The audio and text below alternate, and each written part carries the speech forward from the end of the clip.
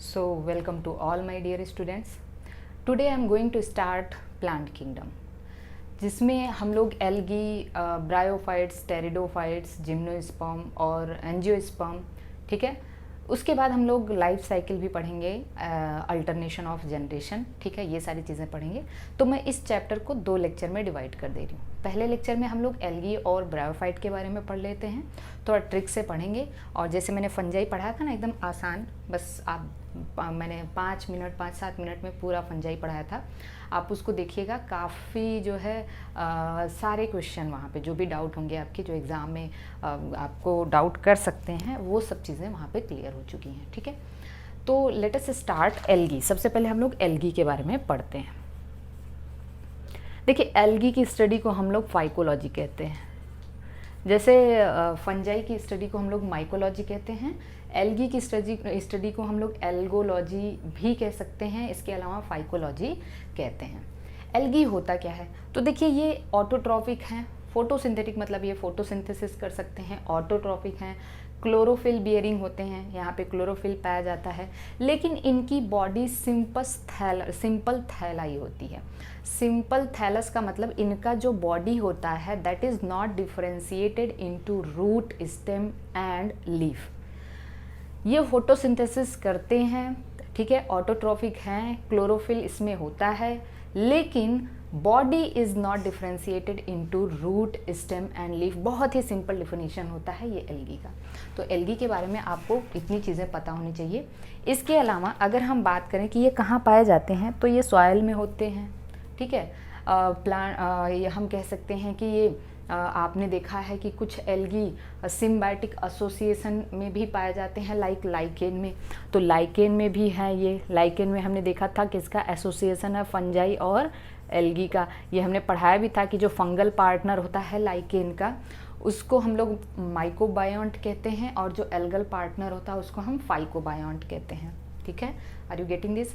कुछ एल्गी ऐसे होते हैं जो कि एनिमल्स के ऊपर भी पाए जाते हैं, जैसे आपके एनसीईआरटी में दिया है स्लोथ बियर, ठीक है। स्लोथ बियर के ऊपर अगर ये पाए जाते हैं तो वहाँ पे कौन एल्गी होती है, मैं बता भी दे रही हूँ आपको, ट्राइकोफिलस। देखिए, बियर है, मतलब बियर है तो इसका मतलब यहाँ पे क्या है, उसके काफ़ी ज़्यादा हेयर्स होंगे, तो हेयर की स्टडी को ट्राइकोलॉजी कहते हैं। तो हेयर से रिलेटेड टर्म है ट्राइको।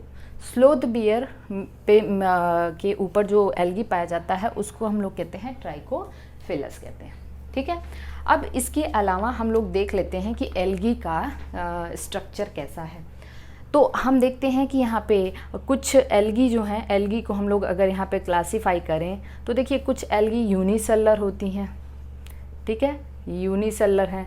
जैसे क्लेमाइडोमोनास हो गया, बहुत इंपॉर्टेंट है, क्लेमाइडोमोनास हो गया। यूनिसेलुलर में स्पाइरुलिना है, ओके, क्लोरेला है, ये सब सिंगल सेल्ड प्रोटीन में आते हैं।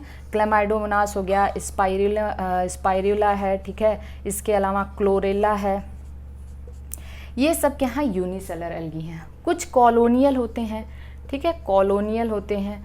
तो कॉलोनियल जो हैं उसमें सबसे इम्पॉर्टेंट है वॉल्वॉक्स, ठीक है। हाइड्रोडिक्टियन भी होता है, लेकिन अभी जो आपके एनसीईआरटी में दिया है आपको वही याद रखना है। वॉल्वॉक्स हो गया। कुछ जो है ना फिलामेंटस होते हैं, फिलामेंटस में आपके आ गए फिलामेंटस में बहुत इम्पॉर्टेंट है यूलोथ्रिक्स एंड स्पाइरोगायरा, ठीक है ना, स्पाइरोगायरा। आपको पता है जो आपका कौन सा एक्सपेरिमेंट था फोटोसिंथेटिक का, एक्सन स्पेक्ट्रम, ठीक है, वो इसी पे किया गया था, यूलोथ्रिक्स और स्पाइरोगायरा पे, ठीक है, फर्स्ट एक्सन स्पेक्ट्रम। तो इसके बाद कुछ ऐसे एल्गी होते हैं जो काफ़ी मैसिव होते हैं, काफ़ी बड़े होते हैं, जाइंट होते हैं। इनको हम लोग कैल्प कहते हैं। क्या कहते हैं? कैल्प कहते हैं। जो कि मोस्टली ये कैसे होते हैं, ये मोस्टली ब्राउन एल्गी होते हैं। तो जो ब्राउन एल्गी हैं वो काफ़ी विशालकाय होते हैं, समुद्र में पाए जाते हैं, उनको हम कैल्प कहते हैं। तो ये क्लासिफिकेशन आपको पता होना चाहिए। अब इसके अलावा हम लोग देख लेते हैं अगला जो है एल्गी में मोड ऑफ रिप्रोडक्शन क्या होता है। Mode of reproduction is also very important topic. तो यहाँ पे आप देखेंगे ना मोड ऑफ रिप्रोडक्शन में जो वी कैन से वेजिटेटिव तो सबका फेवरेट होता है फ्रेगमेंटेशन, है कि नहीं? Fragmentation is very very important vegetative reproduction. इसके अलावा एसेक्सुअल में आपके एसेक्सुअल स्पोर्स होते हैं। जो स्पोर्स होते हैं 2 तरीके के स्पोर्स होते हैं। हमने आपको बताया है जहाँ भी मोटाइल स्पोर की बात आए तो वो जू स्पोर होता है। क्या होता है? जू स्पोर्स। और अगर नॉन मोटाइल की बात आए तो वहाँ पे क्या होता है? एप्लेनोस्पोर्स। ठीक है, क्या होता है? एप्लेनोस्पोर्स। यहाँ तक शायद समझ में आ गया होगा। तो एसेक्सुअल रिप्रोडक्शन, मोटाइल स्पोर जो कि जू स्पोर्स, और नॉन मोटाइल, हालांकि शायद नॉन मोटाइल दिया नहीं आपके एनसीईआरटी में, तो आप बस इतना ही याद रखना, जो जू स्पोर है वो मोटाइल स्पोर होता है। ठीक है, फिर सेक्सुअल रिप्रोडक्शन की अगर हम बात करें, सेक्सुअल रिप्रोडक्शन, तो सेक्सुअल रिप्रोडक्शन 3 तरीके का है। ठीक है, आइसोगैमस, ठीक है, second is the anisogamous and third is the oogamous। इन सब के एग्जाम्पल याद करना आपको बहुत इंपॉर्टेंट है। सेक्सुअल रिप्रोडक्शन का मतलब क्या होता है? यहाँ पे fusion of gametes, fusion of gametes. देखिए आइसोगैमस का मतलब ये होता है, आइसोगैमस का मतलब ये है कि जहाँ पे जो मेल गैमेट और फीमेल गैमेट दोनों मार्फोलॉजिकली सिमिलर होते हैं। मेल और फीमेल दोनों मार्फोलॉजिकली सिमिलर होते हैं। मेरी बात को अच्छे से समझना है। तो देखिए आइसोगैमस में भी अगर गैमेट मोटाइल है, ठीक है ना, मोटाइल है, और गैमेट नॉन मोटाइल भी हो सकते हैं, ये याद रखना है। मेल और फीमेल मार्फोलॉजिकली सिमिलर हैं। आइसो मोटाइल गैमीट पाया जाता है आपके क्लेमाइडोमोनास में, नॉन मोटाइल होता है आपके स्पाइरोगायरा में। ठीक है ना, ये सब आपके एनसीईआरटी के एग्जाम्पल हैं। एनाइसोगैमीट का मतलब होता है मेल और फीमेल, ठीक है, गैमीट मोटाइल तो होते हैं लेकिन ये मार्फोलॉजिकली डिसिमिलर होते हैं। इसका बेस्ट एग्जांपल है क्लेमाइडोमोनास। तो क्लेमाइडोमोनास में आइसोगैमस टाइप का भी सेक्सुअल रिप्रोडक्शन होता है और एनाइसोगैमस टाइप का भी होता है। That is very important point to be remember. ठीक है ना, आपको बहुत अच्छे से इसको याद रखना है। oogamous में क्या होता है? This is the advance mode of sexual reproduction. Okay, इसमें क्या होता है? जो मेल गैमीट है वो तो मोटाइल होता है एंड स्मॉल होता है, ठीक है ना, छोटा होता है, जबकि जो फीमेल गैमीट है वो नॉन मोटाइल होती है, ठीक है, नॉन मोटाइल होती है एंड लार्ज होती है, नॉन मोटाइल है एंड लार्ज है। इसका बेस्ट एग्जाम्पल जो आपके एनसीईआरटी में दिया है वो है Volvox and Fucus. Are you getting my point? So this is all about the reproduction. Okay, Volvox and Fucus. अब हम लोग आ जाते हैं एल्गी को। देखिए 3 क्लास में डिवाइड किया गया है, मेनली 3 क्लास में डिवाइड किया गया है। हालांकि और भी एल्गी होती हैं, येलो एल्गी होती हैं, ठीक है, ज़ैंथोफाइसी होते हैं, और आपके साइनोफाइसी जो ब्लू ग्रीन एल्गी है उनको भी पढ़ा जाता है, लेकिन साइनोफाइसी को हमने आपको पढ़ा दिया है बैक्टीरिया में। ठीक है, तो यहाँ पे हम लोग देखिए ये हो गया आपका। तो यहाँ तक चीज़ें शायद आपको समझ में आ गई होंगी। अब हम लोग देख लेते हैं ना कि इनमें डिफरेंसेस क्या क्या हैं। इनमें डिफरेंस में जो एल्गी हमारा 3 क्लास में डिवाइड किया है हमने, एल्गी को हमने 3 क्लास में डिवाइड किया है। पहला है, यहाँ पे मैं लिख रही हूँ, पहला है क्लोरोफाइसी। अब मैं सबके जनरल कैरेक्टर और इम्पॉर्टेंट फीचर्स मैं चार्ट के द्वारा ही समझाऊंगी, आपको ध्यान से समझना है। और दूसरा है आपका क्लोरोफाइसी के बाद फियोफाइसी,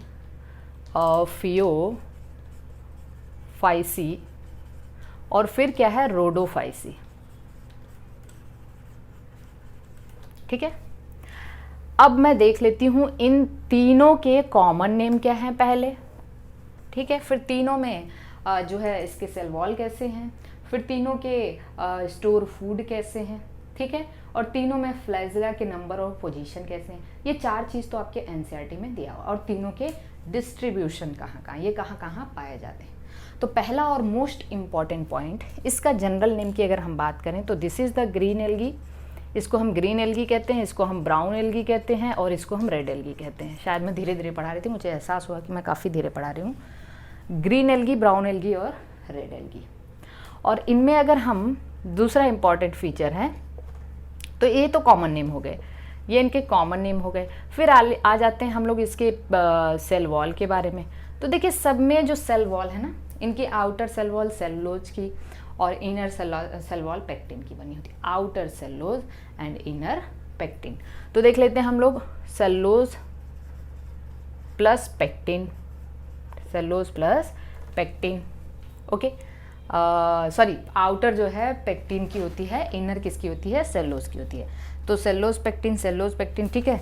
इसमें या आपके एनसीईआरटी में बस सेलुलोज दिया है, लिखा है जहाँ पे लिखा है ना सेलुलोज प्लस पेक्टिन दोनों दिया हुआ है, सेलुलोज प्लस पेक्टिन, ओके। यहाँ पे देखिए सेलुलोज प्लस पेक्टिन है तो, और एक और जिलेटिनस मटेरियल होता है जिसको हम कहते हैं एल्जिन, एल्जिन, ओके।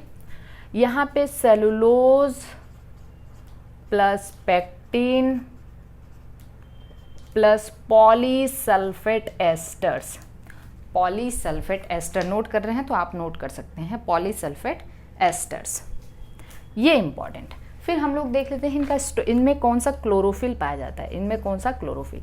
तो देखिए जनरल प्लांट की तरह ही होते हैं, तो यहाँ पे क्लोरोफिल ए और क्लोरोफिल बी, इसमें क्लोरोफिल ए और बी की जगह क्लोरोफिल सी होता है, इसमें क्लोरोफिल ए और क्लोरोफिल बी की जगह क्लोरोफिल डी होता है, ठीक है ना। क्लोरोफिल रेड में जो है क्लोरोफिल डी होगा। फिर हम यहाँ पे स्टोर फूड देख लेते हैं, इनका स्टोर फूड। तो ये तो प्लांट की तरह है, तो इनका स्टोर फूड स्टार्च होता है, एंड स्टार्च जो है ना पायरेनॉइड फॉर्म में होता है। मैं आगे बात करूँगी, पायरेनॉइड में आगे बात करूँगी। स्टार्च हो गया। इनका जो स्टोर फूड है मैनिटॉल, बहुत इंपॉर्टेंट है, मैनिटॉल एंड लेमिनेरिन, लेमिनेरिन ये सब कार्बोहाइड्रेट है। मैनिटॉल मैनोज से बना हुआ है, मैनोज का अल्कोहल है। मैनोज मैंने आपको पढ़ा है कार्बोहाइड्रेट में। ग्लूकोज और मैनोज में कार्बन नंबर सेकंड पे डिफरेंस है, और ये एक दूसरे के एपीमर हैं। तो ग्लूकोज बनाना आता है तो आप मैनोज भी बना सकते हैं, और उसी का अल्कोहल मतलब ऊपर वाला CHO अगर CH2OH से रिप्लेस हो गया तो वही मैनिटॉल हो गया। तो mannitol is the store food in brown sugar. बहुत ज़्यादा गर्मी है फिर भी देखिए इसके बाद क्या है, यहाँ पे फ्लोरिडियन स्टार्च, फ्लोरिडियन स्टार्च ये भी एक टाइप का स्टार्च है, और इसका स्ट्रक्चर जो है ना, इसका स्ट्रक्चर बिल्कुल आपके एमाइलोपेक्टिन एंड ग्लाइकोजन की तरह है। हमने एमाइलोपेक्टिन और ग्लाइकोजन दोनों का स्ट्रक्चर बना के आपको बताया था। कार्बोहाइड्रेट में स्टार्च के 2 फॉर्म है, एक एमाइलोज और दूसरा एमाइलोपेक्टिन। तो एमाइलोपेक्टिन और ग्लाइकोजन बिल्कुल एक जैसे हैं। β14 ग्लाइकोसिडिक बॉन्ड है और ब्रांचिंग पे β16 ग्लाइकोसिडिक बॉन्ड होता है। तो मैंने आपको बताया था कि अमाइलोपेक्टिन और ग्लाइकोजन में डिफरेंस बस यही है कि अमाइलोपेक्टिन में ब्रांचिंग एवरी 20 to 20 रेजिड्यू के आसपास होता है, जबकि ग्लाइकोजन में ब्रांचिंग बहुत नज़दीक है, एवरी 8 to 10 रेजिड्यू पे ब्रांचिंग होता है। तो glycogen is highly branched we can say. तो बिल्कुल फ्लोरिडियन स्टार्च का जो वी कैन से स्ट्रक्चर है वो एमाइलोपेक्टिन और ग्लाइकोजन जैसा है। अब हम इसके हैबिटेट के बारे में देख लेते हैं। अगर हम इसके हैबिटेट की बात करें तो ये मोस्टली फ्रेश वाटर होते हैं, मोस्टली फ्रेश वाटर। इसके बाद कुछ सॉल्ट वाटर में भी होते हैं, सॉल्ट वाटर और ब्रैकिस वाटर में भी होते हैं, ठीक है ना, ब्रैकिस। ये तो rarely fresh water, rarely fresh water बहुत अच्छे से याद रखना। फिर सॉल्ट वाटर में भी हैं और ब्रैकिस वाटर में भी होते हैं, ठीक है।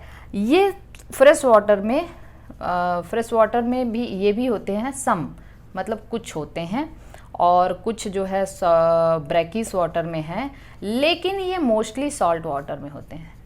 तो salt water mostly mostly salt water. तो आपसे कोई पूछ दे कि तीनों एल्गी में मोस्टली सॉल्ट वाटर में कौन होता है, या रेयरली फ्रेश वाटर में कौन है, या मोस्टली फ्रेश वाटर में कौन है, या सम फ्रेश वाटर, तो ये सब भी पॉइंट एग्जाम के क्वेश्चन बन सकते हैं। Are you getting my points? अब हम कुछ जनरल कैरेक्टर इसके देख लेते हैं।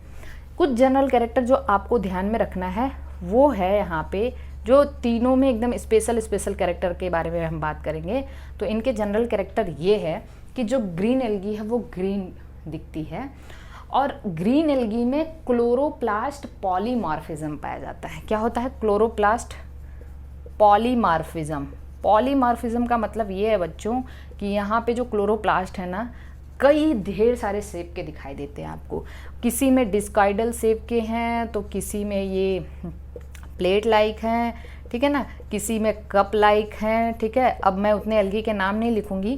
किसी में रिबन लाइक हैं, रिबन या स्पाइरल, ठीक है ना। तो जैसे आपको पता ही है रिबन या स्पाइरल किस में हो सकता है, स्पाइरोगैरा या यूलोथ्रिक्स में। तो यहाँ पे क्लोरोप्लास्ट पॉली, आपसे पूछा जा सकता है कि क्लोरोप्लास्ट के डिफरेंट शेप किस टाइप की एल्गी में होते हैं, तो that is the green algae. फिर मैं इसी के जनरल फीचर में, ये तो पहला इसका जनरल फीचर था, दूसरा जनरल फीचर इसका ये है, आपके एनसीईआरटी के सारे पॉइंट हैं। इसका दूसरा जनरल फीचर ये है कि आपने कभी सुना है कि ये सिंगल सेल प्रोटीन की तरह यूज़ किए जाते हैं। Single cell protein mostly green algae ही होता है। सिंगल सेल प्रोटीन में क्या होता है, प्रोटीन का कंटेंट काफ़ी ज़्यादा होता है ना, प्रोटीन बहुत ज़्यादा होता है, स्टार्च भी होता है, और ढेर सारे जो है न्यूट्रिशनल मटेरियल भी होते हैं, जैसे क्लोरेला हो गया, स्पाइरुलम हो गया, इन सबको स्पेस में लेके जाते हैं क्योंकि इनमें सिंगल सेल प्रोटीन। सिंगल का मतलब ये यूनिसेलर हैं, लेकिन यहाँ पे जो स्टोर फूड है ना, स्टोर फूड में जो क्लोरोप्लास्ट, मेरी बात को ध्यान सुनना, जो क्लोरोप्लास्ट है, क्लोरोप्लास्ट में स्टार्च स्टोर होता है। तो स्टोर फूड स्टार्च तो है, स्टोर फूड स्टार्च तो है, बिसाइड स्टार्च यहाँ पे प्रोटीन भी होते हैं, और ऐसे स्ट्रक्चर को हम लोग कहते हैं पायरेनॉइड। क्या कहते हैं? पायरेनॉइड। तो ये मान लीजिए कि आपका ये क्लोरोप्लास्ट है, सो this is the chloroplast. Chloroplast में आपको पायरेनॉइड देखने मिलते हैं। पायरेनॉइड का मतलब होता है ये प्रोटीन्स, ठीक है, ये प्रोटीन मैं लिख दे रही हूँ, और इसके ये that is surrounded by starch, that is, तो ये प्रोटीन हो गया और ये स्टार्च हो गया। याद रखना, protein is surrounded by starch, इसको हम लोग कहते हैं पायरेनॉइड। तो इसका बहुत इंपॉर्टेंट फीचर है ये, पायरेनॉइड किस में होता है? ग्रीन एल्गी में होता है। Are you getting my points? तो यहाँ पे ये ऑयल भी स्टोर करते हैं। इसके अलावा देखिए ग्रीन एल्गी ऑयल भी स्टोर करते हैं। तो पायरेनॉइड हो गया, स्टार्च हो गया, ऑयल हो गया, ये सब ग्रीन एल्गी स्टोर करते हैं। इसलिए सिंगल से मतलब ये फैट भी हो गया, इसमें कार्बोहाइड्रेट भी हो गया, और इसमें प्रोटीन भी हो गई। तो सिंगल सेल प्रोटीन कितना इम्पॉर्टेंट है कि नहीं। ऑयल भी स्टोर करते हैं, ये स्टार्च एंड ऑयल भी स्टोर करते हैं, प्रोटीन भी है इनके पास। तो फैट, कार्बोहाइड्रेट, प्रोटीन तीनों हो गया ना यहाँ पे, ठीक है। सो this is all about the Chlorophyceae. अब इसके कुछ एग्जाम्पल मैं आपको बता दूं, तो मैं एग्जाम्पल सबसे लास्ट में बताऊंगी आपको कैसे याद रखना है, ठीक है। सो this is all about the Chlorophyceae. हाँ, एक और चीज़ मैं भूल रही हूँ, बड़ा इंपॉर्टेंट सा है, तो मैं यहाँ कॉमन नेम मिटा दूँ, उसके ऊपर लिख दूँ, क्योंकि कॉमन नेम तो आपको याद ही है, ये ग्रीन एल्गी हो गया, ये ब्राउन हो गया, ठीक है, और ये रेड हो गया। अब इनमें ये पूछा जाता है भाई, मैं 2-3 चीज़ भूल रही हूँ। हाँ, तो यहाँ पे क्लोरोफिल ए, क्लोरोफिल बी है, ठीक है। यहाँ पे क्लोरोफिल ए, क्लोरोफिल सी के बाद फ्यूकोजैंथिन भी होता है। क्या होता है? जैंथोफिल वगैरह होते हैं। और यहाँ पे क्लोरोफिल ए और क्लोरोफिल डी के बाद आर फाइको इरेथ्रीन भी होता है, फाइको इरेथ्रीन। तो ये हो गए इनके पिगमेंट्स हो गए। Okay, this is all. Okay, next यहाँ पे फ्लैजिला। तो अगर हम फ्लैजिला की बात करें तो देखिए इनके सेक्स और गैमीट और इनके स्पोर जो भी बनते हैं, जो स्पोर हो या मेल गैमीट हो या फीमेल, मेल गैमीट की बात करते हैं जनरली, तो इनके गैमीट में या इनमें जो फ्लैजिला होता है 2 to 8 होता है, 2 to 8 होता है, इक्वल होते हैं, ठीक है। Are you getting my points? और एपिकल होते हैं, मतलब एपिकल एकदम ऊपर, जैसे ये है तो एकदम ऊपर होंगे, ठीक है। 2 to 8 इक्वल, कैसे याद रखेंगे? 8 ई से आ रहा है इक्वल, ठीक है। यहाँ पे 2 होता है लेकिन अनइक्वल है और ये लैटरल होता है, और यहाँ पे फ्लैजिला एब्सेंट होता है। इसका जनरल फीचर तो मैंने यहाँ पे बताया। इसके जनरल फीचर के बारे में आते हैं। इसका जनरल फीचर जो आपको याद रखना है वो ये है, हमने लोकेशन तो आपको बता दिया, वो ये है कि आप इसको कैसे याद रखेंगे कि ये बिल्कुल आपको प्लांट की तरह दिखते हैं, बिल्कुल आपको प्लांट की तरह दिखते हैं। क्यों? क्योंकि देखिए मतलब इनका, हालांकि इसमें we can say leaf, stem और रूट तो होती नहीं है, ठीक है, लेकिन रूट जैसा एक स्ट्रक्चर होता है, स्टेम जैसा स्ट्रक्चर होता है और लीफ जैसा स्ट्रक्चर। तो ये आपको ऐसे दिखेंगे, ऐसे दिखेंगे, ठीक है, आपको ये ऐसे दिखेंगे, ये वाली जो स्ट्रक्चर है ना। और ये मान लीजिए आपका सबस्ट्रेटम है, ये मान लीजिए आपका सबस्ट्रेटम है। सबस्ट्रेटम से जो जिस पार्ट से अटैच्ड होते हैं उसको हम कहते हैं होल्ड फास्ट, ठीक है। फिर ये स्टेम लाइक जो स्ट्रक्चर आपको दिखता है इसको हम कहते हैं स्ट्राइप, और ये जो लीफ लाइक स्ट्रक्चर दिखता है इसको हम फ्रॉन्ड कहते हैं। मतलब इनकी बॉडी जो है ना वो बिल्कुल प्लांट के जैसे दिखती है। एक लीफ लाइक स्ट्रक्चर दिखता है, एक स्टेम लाइक और एक रूट लाइक। ये सबस्ट्रेटम हो गया आपका। तो यहाँ पे हम कह सकते हैं कि भाई देखिए ये इनका जनरल फीचर है। Are you getting this? तो लीफी एल्गी कहते हैं इनको, हम लीफी एल्गी भी कहते हैं ड्यू टू इट्स अपीयरेंस। और इसके जनरल फीचर में आपको एक चीज़ आपको बहुत इंपॉर्टेंट याद रखना है कि इनका जो स्पोर है, जू स्पोर, ठीक है ना, स्पोर हमने अभी आपको बताया, जू स्पोर होगा एसेक्सुअल स्पोर, और इनका जो गैमीट है दोनों पियर शेप्ड होता है। कैसा होता है? Pear shaped. बहुत इंपॉर्टेंट है, जिसको हम पायरीफॉर्म कहेंगे। क्या कहेंगे? पायरीफॉर्म। मतलब अगर आपसे कोई कह दिया कि पियर शेप्ड स्पोर या pear shaped gamete, pear shaped spore या पियर शेप्ड जू स्पोर या पियर शेप्ड गैमेट किसमें है, तो आपको याद रखना है दिस इज द फियोफाइसी, और ये बाइफ्लैजिलेटेड है ना, बाइफ्लैजिलेटेड है, ओके, मोटाइल है, ओके। हम लोग रोडोफाइसी के जनरल फीचर में ये देखते हैं कि Rhodophyceae is the only algae, ठीक है, जो कि बहुत ही डीपली पाई जाती है ओशियन में। हमने इकोलॉजी पढ़ाते टाइम आपको बताया था, deep in the ocean, deep in ocean. क्यों ऐसा होता है? क्योंकि वहाँ आप ओशियन में जो होंगे वो काफ़ी डीप पाए जाते हैं। और डीप इसलिए पाए जाते हैं कि देखिए ओशियन में एकदम काफ़ी डीप अगर कोई ऑर्गेनिज्म है तो वहाँ तक आपकी लिटिल लाइट जो है या वी कैन से कि जो आपकी ये जो विजिबल स्पेक्ट्रम की जो लाइट है वो पेनिट्रेट नहीं कर पाती, वहाँ तक केवल आपकी यूवी रेडिएशन पहुँच सकती है। तो ये यूवी रेडिएशन को यूटिलाइज कर सकते हैं, और इनके जो पिगमेंट हैं वो यूवी रेडिएशन के लिए जो है वो वी कैन से कि यूवी रेडिएशन को यूटिलाइज कर सकते हैं। तो ये काफ़ी डीप पाए जाते हैं ओशियन में। दूसरी चीज़ आपको ये याद रखना है, अब चलिए इनके जनरल फीचर हो गए। अब हम यहाँ पे देखते हैं कि इनमें रिप्रोडक्शन कैसा होता है। रिप्रोडक्शन तो देखिए भाई, रिप्रोडक्शन यहाँ पे आइसो, एनाइसो और ऊगैमस तीनों टाइप का होता है। यहाँ पे भी आइसो, एनाइसो और ऊगैमस तीनों होता है, लेकिन इसमें बस ऊगैमस होता है, बस ऊगैमस होता है। और इनके जो गैमेट्स और स्पोर्स होते हैं वो उनमें फ्लैजिला नहीं पाया जाता। तो इनके गैमेट्स और स्पोर में फ्लैजिला नहीं होता है, ये बस ऊगैमस होते हैं। और इनमें पोस्ट फर्टिलाइजेशन इवेंट काफ़ी कॉम्प्लेक्स होता है। कैसा होता है? कॉम्प्लेक्स। तो आपसे एग्जाम में पूछा जा सकता है ऐसे कौन से एल्गी हैं जिनमें पोस्ट फर्टिलाइजेशन इवेंट काफ़ी कॉम्प्लेक्स होता है, फर्टिलाइजेशन के बाद वाली जो प्रोसेस। सो आइसो एनाइसो ऊगैमस, आइसो एनाइसो ऊगैमस, और इसमें केवल ऊगैमस टाइप का है, मैंने पढ़ा था oogamous. So this is all about the general characters. I think ये चीज़ आपको समझ में आ गई होगी। अब हम लोग क्या कर लेते हैं भाई, हम लोग कर लेते हैं कि आप यहाँ पे इसको हम लोग इसके एग्जाम्पल्स देख लेते हैं, इनके एग्जाम्पल्स देख लेते हैं। तो चलिए हम लोग एग्जाम्पल देख लेते हैं। तो यहाँ पे सी, क्लोरोफाइसी को याद, यहाँ से मैं याद करती हूँ। इसको याद करने के लिए आपको याद रखना होगा पी स्क्वायर जी स्क्वायर, पी स्क्वायर जी स्क्वायर, ठीक है।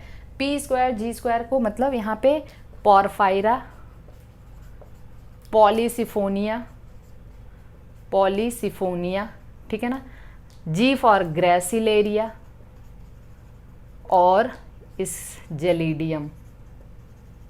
समझ में आ गया? Porphyra, polysiphonia, gracilaria, gelidium.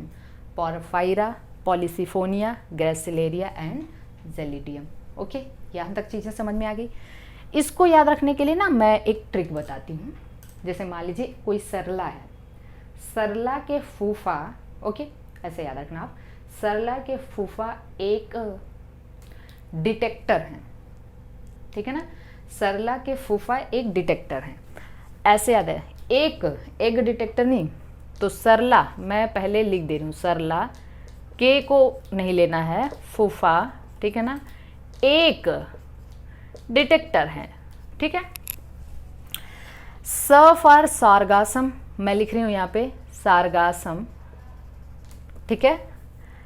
L A for laminaria, laminaria, और एफ यू फॉर फ्यूकस, एक for Ectocarpus, Ectocarpus, and detector for Dictyota, Dictyota.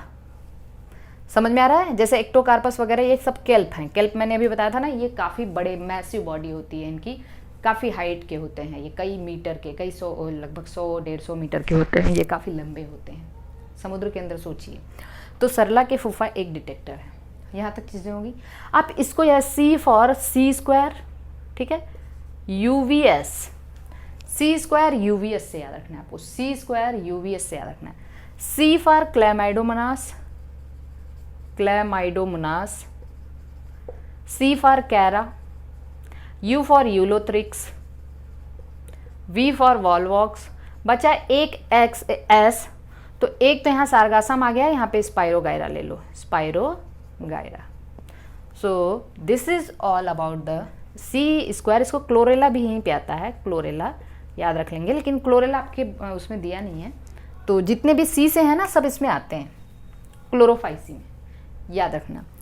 P 2 ही है, जी 2 ही है, ये तो हमें याद ही है, और यू वी अलग अलग है ही, तो इसमें कोई कन्फ्यूज़न होने की बात ही नहीं है। तो आई थिंक ये चीज़ें आपको अच्छे से समझ में आ गई होंगी। सारे के सारे जनरल फीचर्स आपको याद रखने हैं, कौन कहाँ पाया जाता है, किसमें कौन कौन से पिगमेंट हैं, इनका कुछ इकोनॉमिक इम्पॉर्टेंस की अगर हम बात करें, इकोनॉमिक इम्पॉर्टेंस की अगर हम बात करें, तो इनके इकोनॉमिक इम्पॉर्टेंस की अगर हम बात करें, तो यहाँ पे आप इसको कह सकते हो कि भाई जो इनका इकोनॉमिक इम्पॉर्टेंस क्या है, तो देखिए एल्गी है, तो इसको फूड के तौर पे भी यूज़ करते हैं कई सारे कंट्रीज़ में।